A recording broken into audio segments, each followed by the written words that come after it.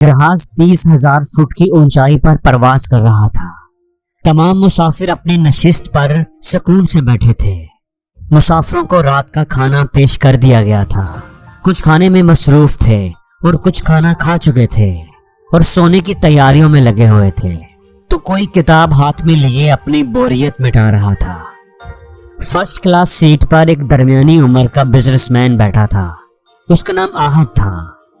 وہ چند منٹ پہلے ہی کھانے سے فارغ ہوا تھا اور اب تھکن کی وجہ سے اس کی آنکھوں میں نیند طاری تھی۔ وہ سونے کے لیے اپنی سیٹ کو ایڈجسٹ کر رہا تھا۔ تھوڑی دیر بعد ہی اس نے آنکھیں بند کر کے سر سیٹ کی پشت سے ٹکا دیا۔ وہ ابھی غنودگی کی کیفیت میں تھا کہ جہاز کو ایک زوردار جھٹکا لگا اور ایک دم ساری لائٹس جل اٹھی۔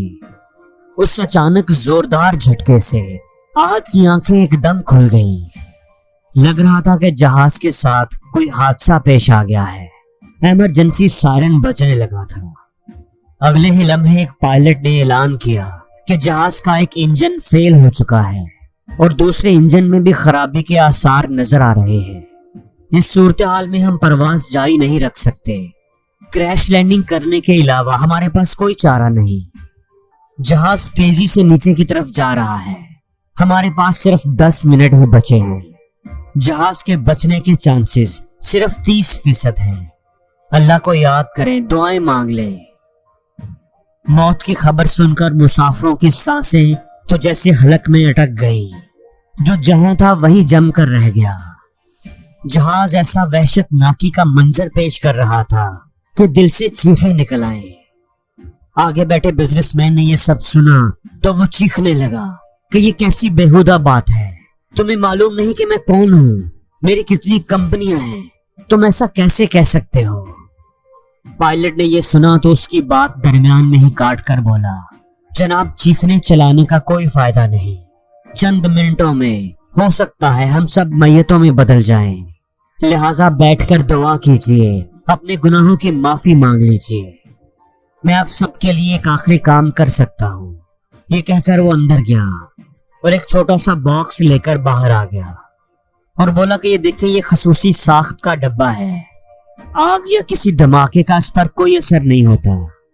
اگر آپ اپنے گھر والوں کے لیے کچھ پیغام چھوڑنا چاہتے ہیں تو اس ڈبے میں ڈال دیں۔ ملبے میں سے جب یہ ڈبہ نکلے گا تو مطلوبہ لوگوں کو ان کی چیزیں مل جائیں گی۔ تمام مسافر پائلٹ کی بات سن کر خط لکھنے میں مصروف ہو گئے۔ کوئی بیوی بچوں کے لیے آخری پیغام بیچتا تو کوئی بینک بیلنس اور انشورنس کمپنی کا بتاتا۔ اسی افراتفری میں 2 منٹ گزر گئے۔ آہت نے ہاتھ میں بندھی ہوئی گھڑی کی طرف دیکھا تو اس کے پاس محض 8 منٹ رہتے تھے۔ اس نے قلم اور کاپی لی اور پھر لکھنے لگ گیا، میرے پیارے اللہ، ہمارے ہاں دستور ہے کہ جب کسی بڑے سے ملنے جاتے ہیں تو اس کے لیے کچھ تحفے تحائف وغیرہ لے کر جاتے ہیں، مگر میں تو بالکل خالی ہاتھ ہوں۔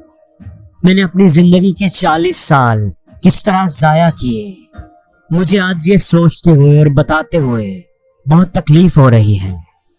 12 سال تو میں تعلیم کے پیچھے خوار ہوتا رہا، تقریباً 12 سال تک تو میں سوتا رہا، اور باقی جتنا وقت اس دنیا میں نے گزارا وہ بھی دنیا داری کی نظر کر دیا۔ آخرت کا خیال تو مجھے چھو کر بھی نہیں گزرا ہوگا۔